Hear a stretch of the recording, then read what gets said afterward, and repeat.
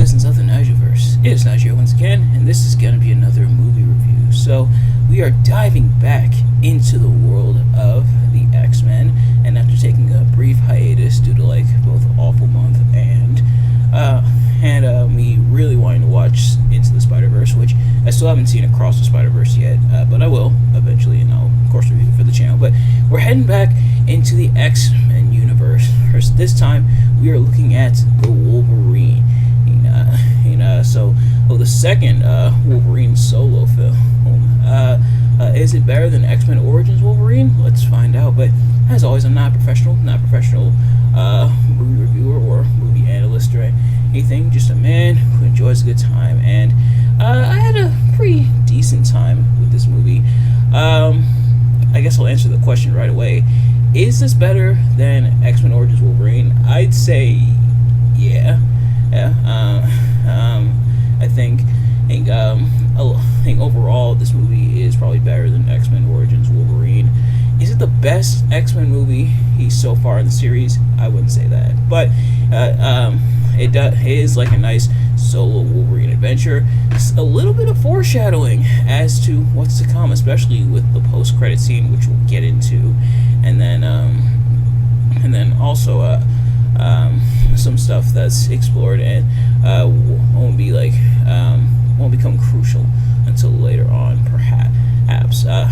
But without further ado, let's get it right into reviewing the movie. So for those of you who have seen these reviews before, you kind of already know how this works. But for those of you who haven't, I'm going to be talking about what I liked and what I disliked about the movie. Starting with what I liked. And the reason I say I think this is better than X-Men Origins Wolverine is because a lot of it is better, or a lot of the effects are much better. Obviously, this movie 4 years after X-Men Origins Wolverine, so it had about 4 years to correct a lot of the CGI and stuff and make stuff animated a bit better. And for what it's worth, they definitely did so.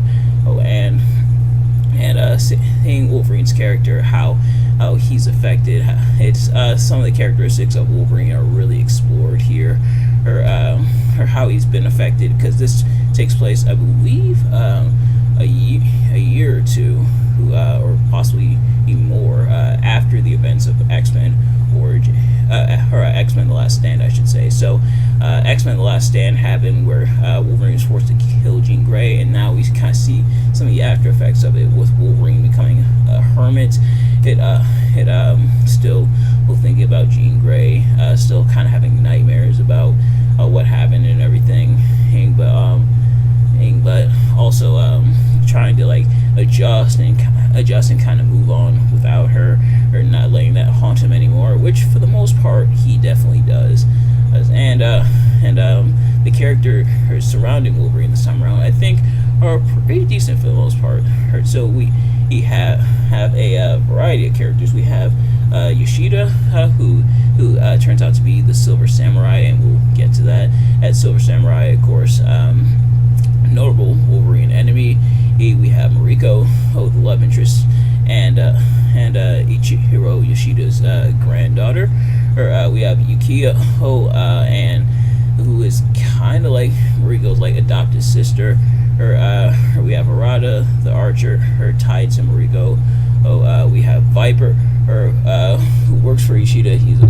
She, I should say, is a mutant, and she kind of poisons Wolverine, and that's something they explore as well.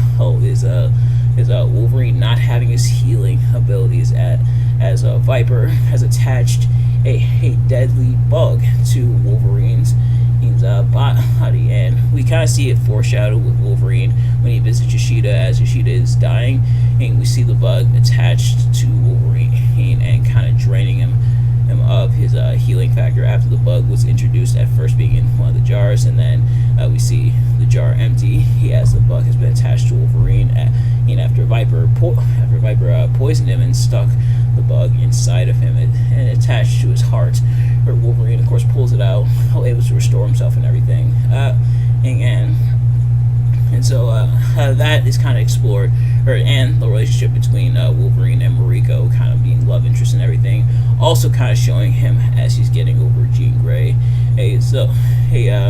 And kind of exploring Wolverine's immortality, how it's kind of seen as a curse, and Wolverine, everything he's been through, how it's kind of affected him, and with Yoshida kind of saying, I can take this all away from you, because what Yoshida ultimately wants is immortality. Wolverine has obviously that immortality. He is Wolverine, so it kind of explores, like, does he really want it? He's been through so much. While he'll be still alive, everyone else will die around him. So kind of exploring that, which I think the movie does in parts, and we'll get to it. But kind of really exploring. This is mainly to explore Wolverine's character, which, admittedly, is the point of a solo movie, and the fact that Wolverine got a second solo movie, and not really any of the other X-Men characters does, admittedly kind of suck, but I think for the most part it pays off. And like I said, the effects are pretty nice, and kind of how they go about exploring Wolverine's character, or showing multiple different sides of him, not just, of course, the tough, vicious, animalistic side of Wolverine, but also more like the caring side of Wolverine, which of course they've touched on in the other movies, but they really also touched on here in this movie. So I think that is pretty decently done, and for the most part, because as we get into what I didn't like about the movie, the plot and everything of the movie does feel kind of jumbled at times, where some stuff is kind of started, but the relationships aren't really explored, or some of the plot threads aren't really explored. For example, Mariko has a fiance, Mori. Noboru Mori, I believe, is how it's pronounced. So look, they're being engaged, and of course it's an arranged engagement, but I wish there was a little more interaction between them.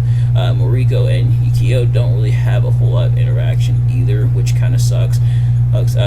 Some stuff is started. There's even like a little partnership between Viper and Harada. That's not really explored as much as it could have been. Like, obviously Wolverine / Logan is supposed to be the focus, but I wish some of the stuff was explored a little bit more, and I wish they would have went further. They kind of are like some stuff like that, plus there's a couple others, but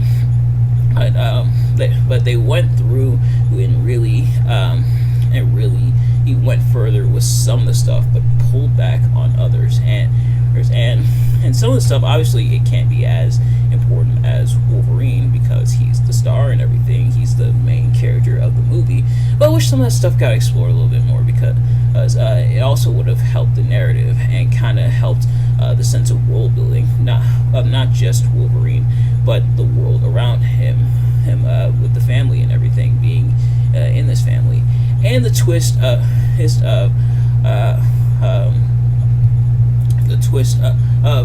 Yoshida being the Silver Samurai, faking his own death because he died, which was kind of how Wolverine got why Wolverine went to Japan in the first place.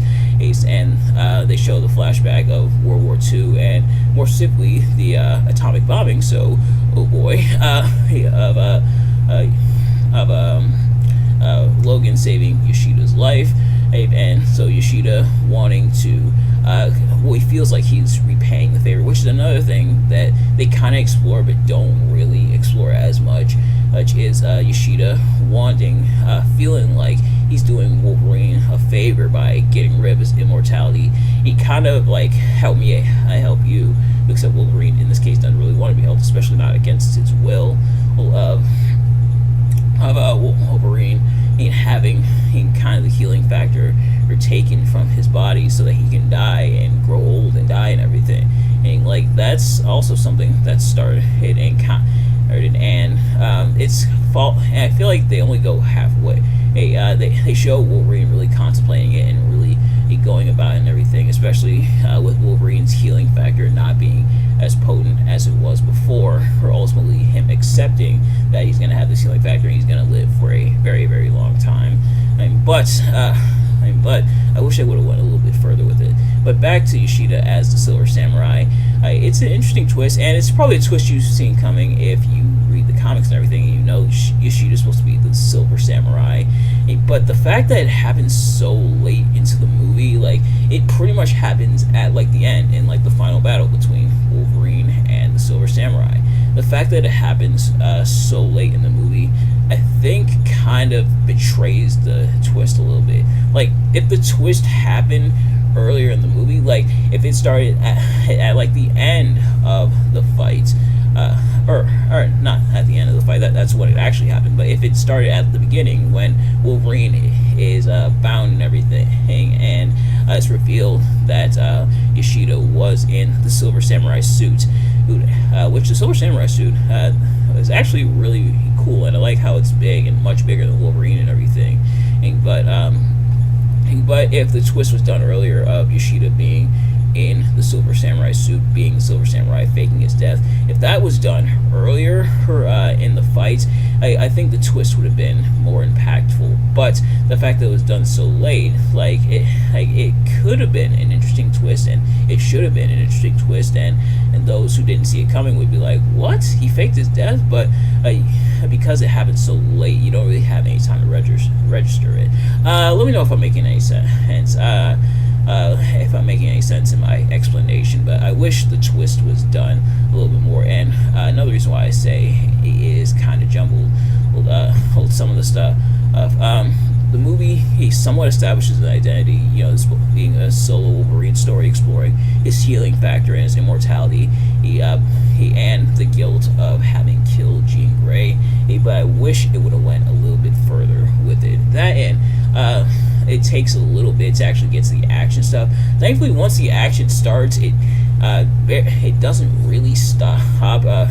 There's some cool action scenes, such as like Wolverine fighting off the Yakuza, and especially the scene on like the bullet train. But yeah, so otherwise, pretty decent movie. I had like I said, I had a pretty decent time watching this movie, and I will say it is better than X-Men Origins Wolverine, but it's not the last solo Wolverine movie that they're gonna have in the X-Men universe, which makes sense. It's that Wolverine gets solo movies because he's like the major star. But I do wish we saw more solo movies in the X-Men universe, especially because we were supposed to get a solo Gambit movie, which never really came to pass. But yeah, so that is going to do it, I think, for this review. Thank you all so much for watching. I hope you enjoyed. If you did, please do me a favor. Like, comment, subscribe, share with your friends. Turn on post notifications so you know every time I upload a video so you can see as soon as it drops. Let me know in the comments below your thoughts on the movie, your thoughts on my review of the movie. Do you dislike the movie? Do you dislike my review of the movie? Let me know your thoughts down in the comments below. Thank you all so much for watching, and I will see you guys later. Peace. Also, let me know. Before I go, let me know if you're enjoying my review of the X-Men movie so far. But thank you all so much for watching. Thank you all so much for watching. My apologies. Thank you all so much for watching, and